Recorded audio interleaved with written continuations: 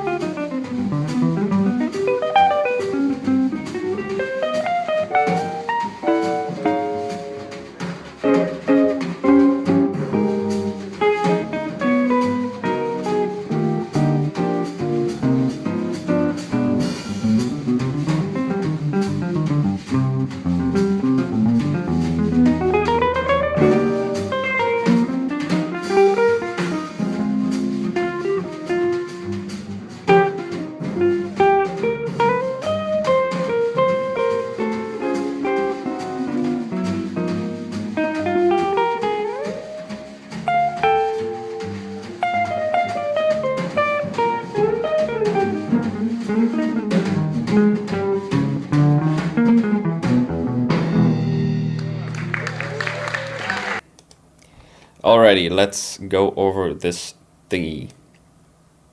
Here, for me, I would categorize this as being C minor. Tonic, dominant, going to tonic.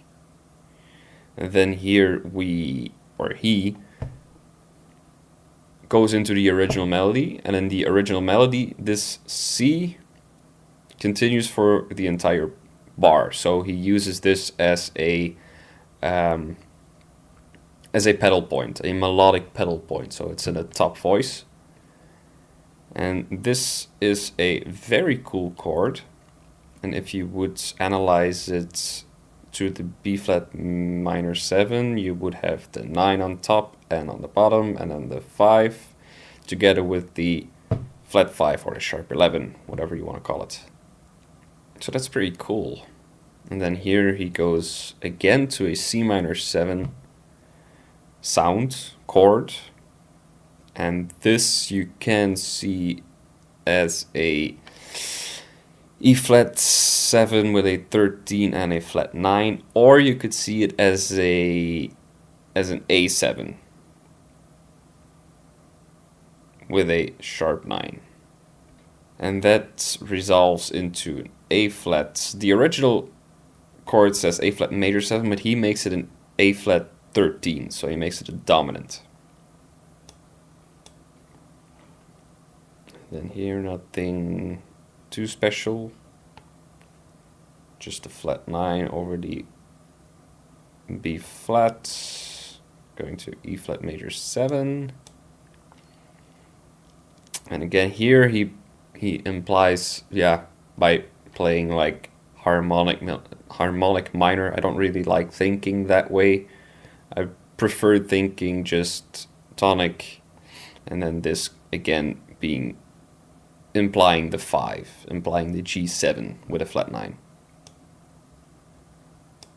And then over F7, he pretty clearly implies a C minor, which is again something that is quite common. Here we have an enclosure of the C, so D, B, C, and then we have an enclosure of the E flat, so F, D going to E flat, and then here we have G. So pretty clearly C, E flat, G, C minor. And this very nice color, it's the 9 of the C minor or the 13 of the F. And then here he implies an A flat major 7 over F minor, so it's all very colorful, and then B flat and E, so we have a sharp 11 on the B flat, which is also which he uses as a leading tone to resolve into this F. And this whole thing, you could see it as a little sequence. You could also see it as being a G minor 7, or G minor pentatonic, because you have the C in there. We stay with the G, and then nothing out of the ordinary here. You could say that this is F minor over the D minor 7 flat 5. No, or F minor at 9 even with the G.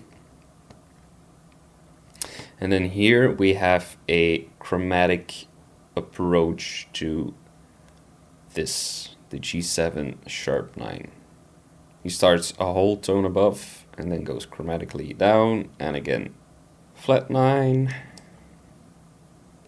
going to C minor, and this typical thing you can do on the 5 of a minor chord, so C minor, and you have G, you can have a chromatic neighbor tone above and below. It's extremely common, this thing. I think he wanted to do something else here, because you can hear like he goes like or something like that, and then he plays this, but whatever. It's interesting, he really stays with the C minor sound a lot when he comes to these two bars, and he extends the C minor sound into this. Of course, C minor is the upper structure of A flat major, just like A flat is the upper structure of F minor, and F minor is the upper structure of D minor 7 flat 5. So that's where that comes from. And here he goes into a B melodic minor, which gives you flat 9, root, flat 7, and 3 in this case. And then just E flat major 7 arpeggio. Again, stays in the E flat major 7 sound all the way through. So he just generalizes this whole chunk into just E flat. With this little sequence chromatically down, ending with E flats.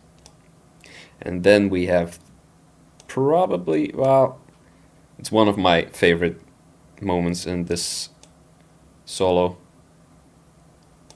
So let's first analyze the line. It's not, melodically, it's not very complicated what's going on. It's quite clear, actually. Just, again, E flat major 7 with, we have an enclosure of the root, arpeggio down. You could say it's a B flat arpeggio here, but that's too many steps. I would just say, I would just think of this F being an added 9, just passing note to the E flat.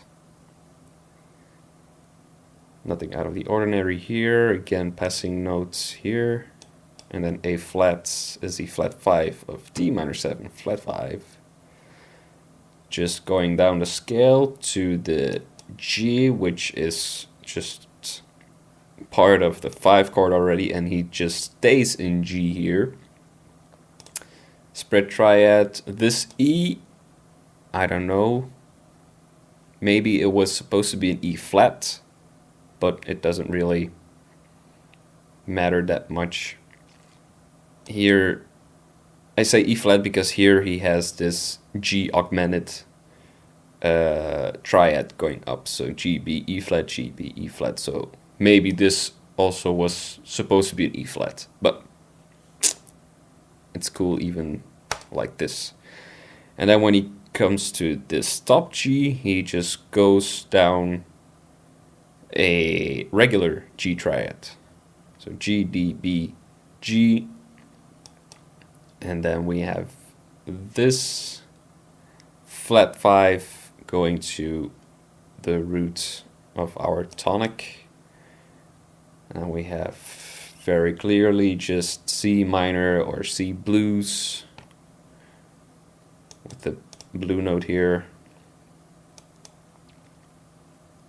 And then he tops it off with a B flat and a G, a nice sixth sound, which is also bluesy.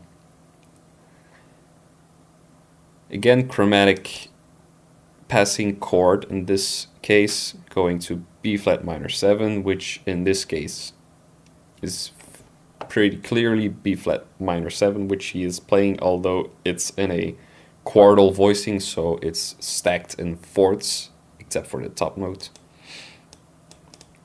So he has an 11 here at the bottom. I'm inclined to think that this is a D flat major 7 with a 9. Again, it's all upper structure stuff, so it's pretty much the same. But it's a common way to think over these things. E flat with a 13 and then with a flat 9, and then using this same color for the A flat major 7 with a 9.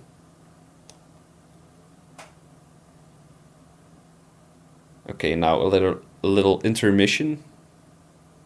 The reason why I think this is cool is because he has,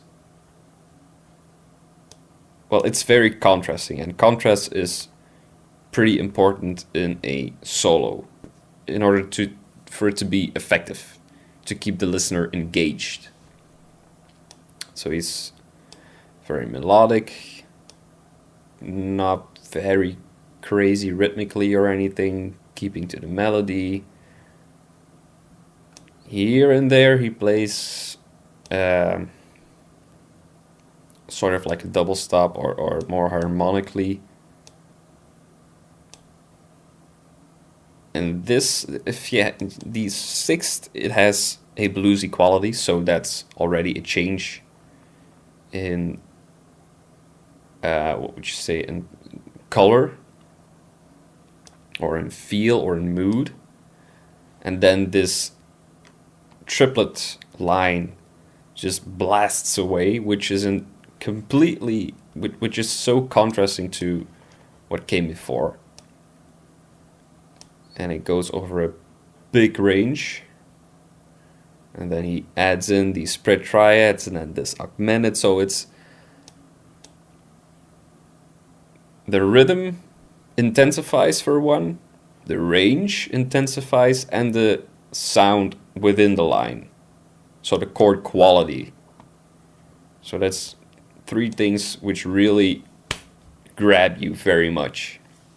And then he resolves into this very familiar blues sound, which he then ends with chord playing. And this whole combination is so effective. And it sounds so cool. So it's all things to consider. Then we come here. A flat, still A flat. And here I would...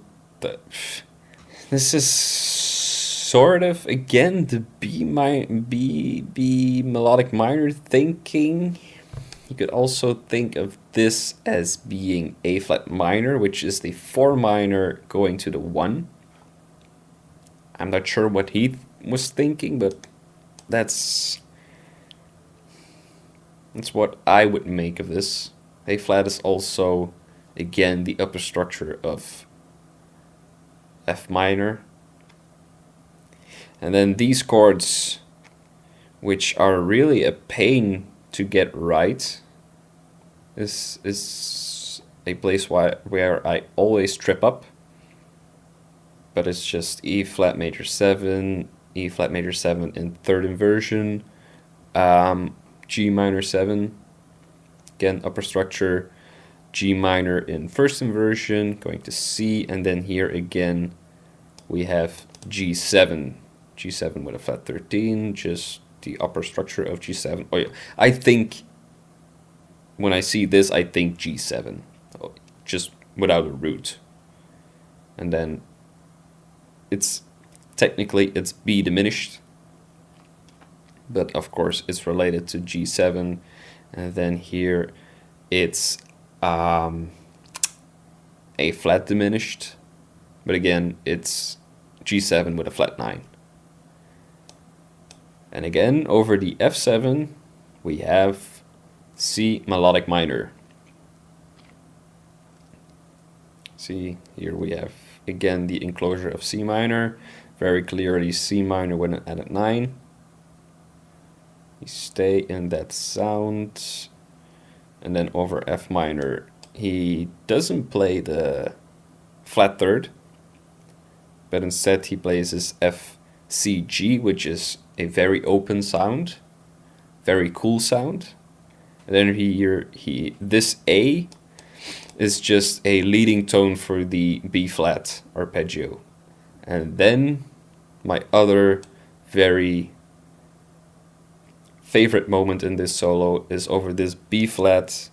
He lays down this E for the entire chord and plays E Lydian over it. So it's actually a G sharp minor 7 arpeggio, and then chromatically ending on this D, which is the major 7 of this E flat major 7 chord. But for me it's just E Lydian. A lot of upper structure stuff. So G sharp minor 7 is the upper structure of E.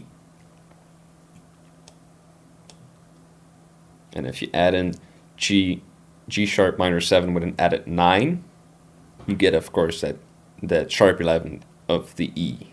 The A sharp here. And then he ends again with the melody. F minor, again, upper structure of D minor 7 flat 5. Melody, melody, melody. Again, here in this section he keeps the C as a melodic pedal tone, pedal point, pedal tone, whatever you want to call it. And then he goes chromatic, he approaches this chord chromatically. He keeps a C, and then we have a D major triad going chromatically into this D flat major triad.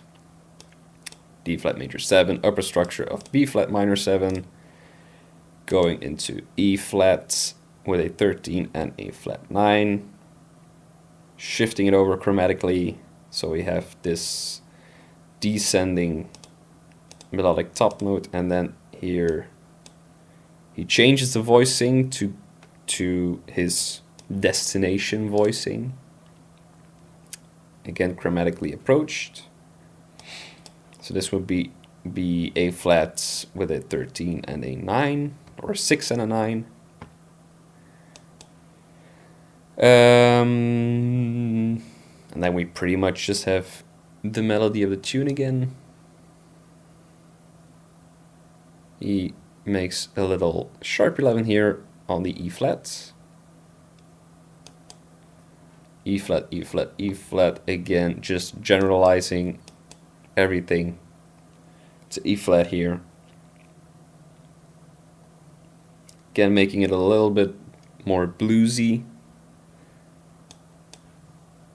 And then we have this typical ending. And then here we have one final alteration. Again, over the B flat, he plays this E major, going to E flat major, which is the flat 2 major going to 1, which is also a very common modal interchange. You could see it as a modal interchange or as a sub 5. Sub 5 is really more a dominant function, and a flat 2 major 7 is it's a modal interchange. It's more a color. It already says in the word it's modal. It's not a typical functional harmony thing. But he doesn't play a major or minor 7 here, so it's just E triad to E flat. I hope you guys found this interesting. I hope you got something out of it. I hope you learned something new. I'm gonna try to do this with as many solos as possible. I'm at least gonna try it for the next 2 ones as well. I'm not sure if I can keep it up on that steady a basis. I am going to try to incorporate this stuff that we encounter during the analysis into real practical exercises and like lectures or sort of workshops. So those things are coming up. Again, if you have any questions or comments, just let us know. We're here to help after all. Alright, that's it for now. Signing off. See you next time.